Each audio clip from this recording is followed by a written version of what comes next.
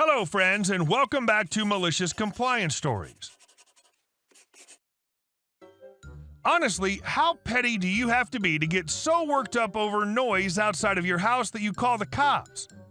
It seems the lady in our first story had too much free time. But before we begin, don't forget to subscribe to our channel if you're new here and turn on notifications so you don't miss a new video every single day. Here we go. The gardener strikes back. Happened to Aunt Gardner. So my aunt just moved into a new neighborhood. She hired a gardener to blow all the leaves off the property.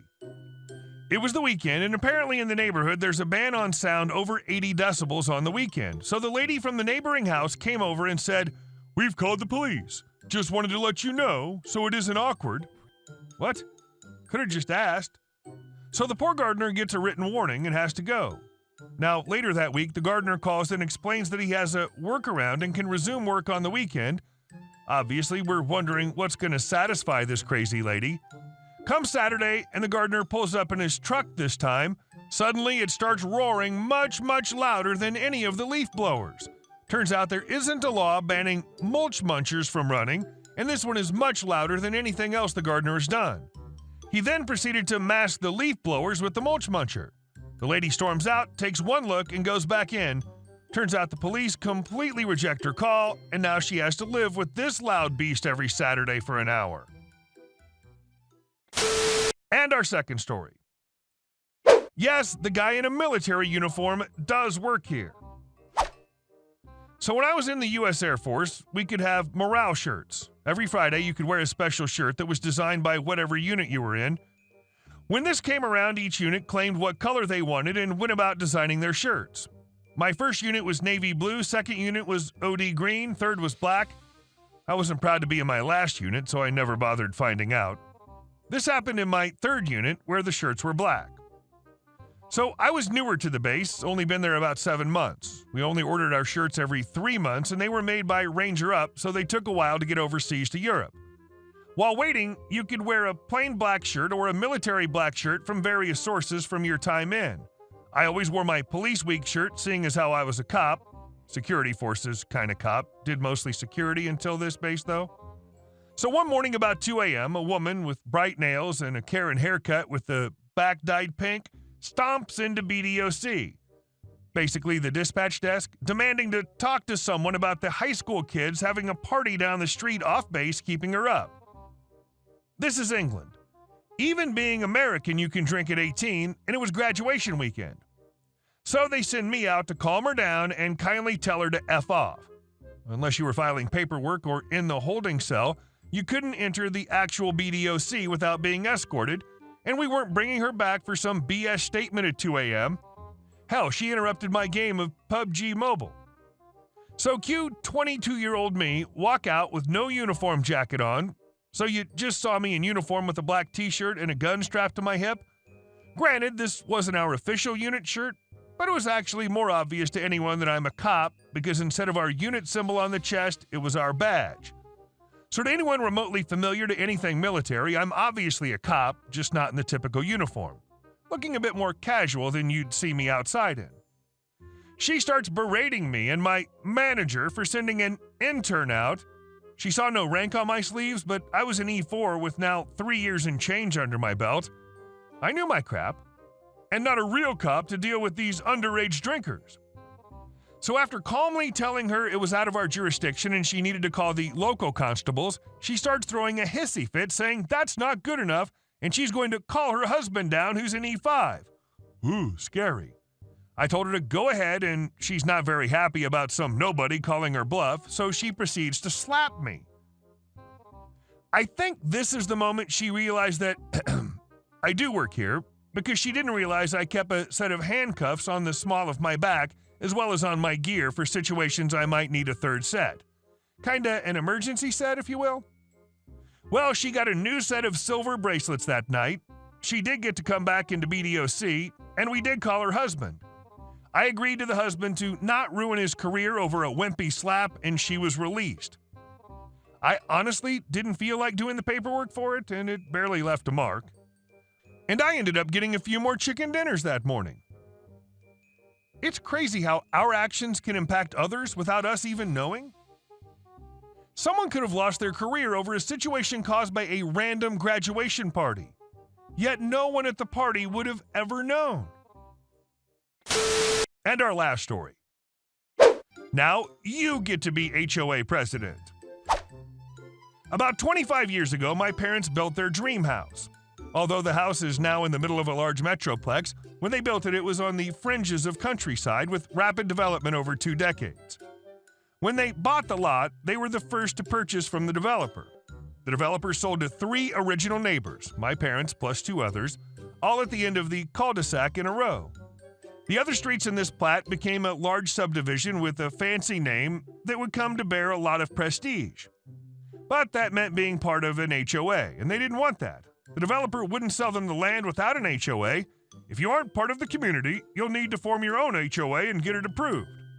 So my dad, with a beatific grin, said he would be the HOA president of our single suburban street.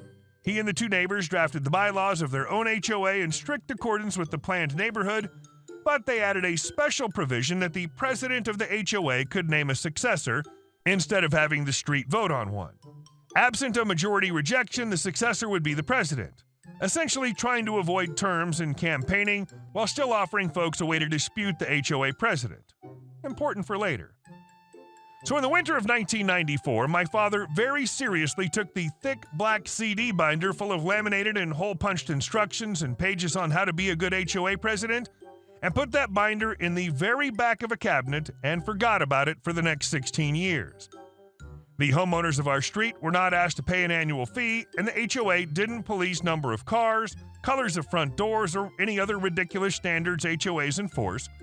As it was a quiet cul-de-sac, no one did anything more egregious than the occasional reckless teenager. Then a new family built the house across from us. It consisted of 2 children, a husband, and a SAHM we'll call Gladys. Kravitz for the Bewitched fans. Now, Gladys was a real busybody. She would stand at the front windows of her house to watch or patrol which cars were using the cul-de-sac to turn around, when houses down the street held events or parties and were using the front of her house to park for literally a night, and sending noise complaints to the police about barking dogs. Her other neighbors' kids, there were 6 in a blended family, the other neighbors' cars, they were collectors, not even repairing cars, and other ridiculously petty things. She didn't have a job, so safety patrol became her whole identity. She would always hurry over to gossip whenever my mom was taking out the trash cans to the curb. Sadly, my dad contracted a neuromuscular disease in 2005. It got bad quickly, and he was confined to a wheelchair. I learned to drive for my hardship license in a handicap van, and we had more than the usual number of cars due to round-the-clock caregivers in the later years. Gladys decided it was time to offer help to my poor mother, who was slaving absurd hours just to keep creditors at bay. Gladys very sweetly approached, expressed her sympathies for our struggles, pointed out the number of cars in our driveway, and generously, so generously, offered to take over the president of the HOA duties if my father would name her successor.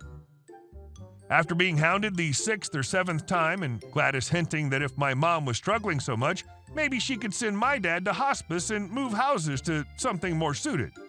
In fact, Gladys's best friend was looking for a house and would love to live across the street and buy our house.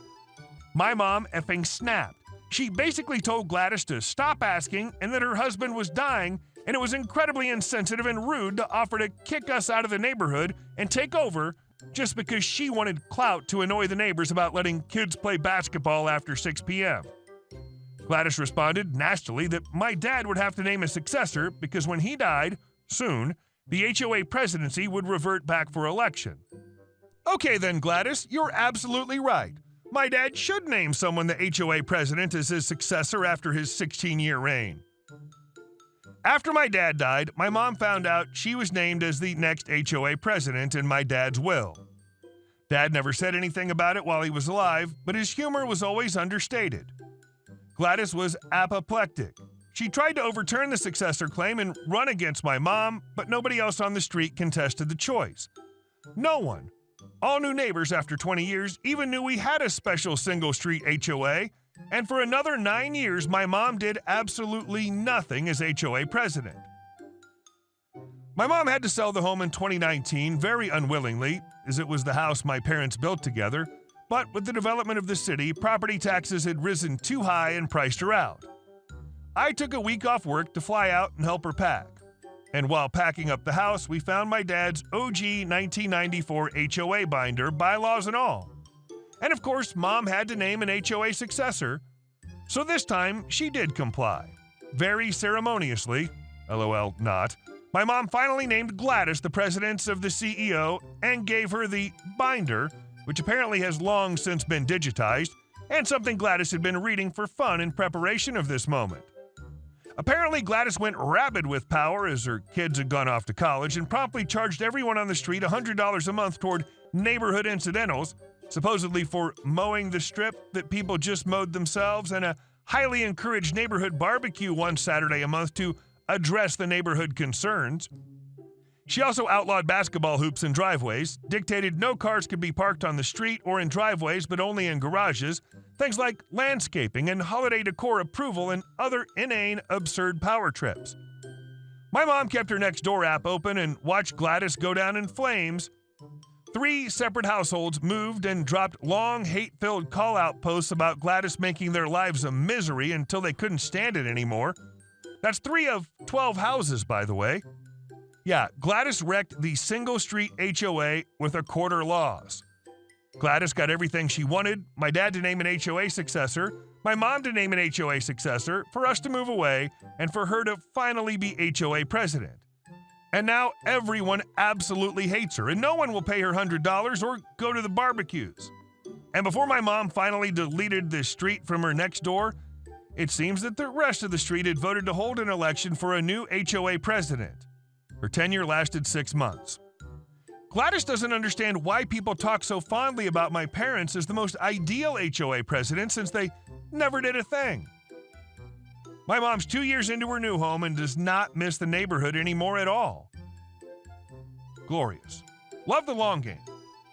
Gladys was a real piece of work, but sadly, people like her are a dime a dozen. Glad your mom's happy. Hey guys, thank you all for watching the video. I'll see you in the next one.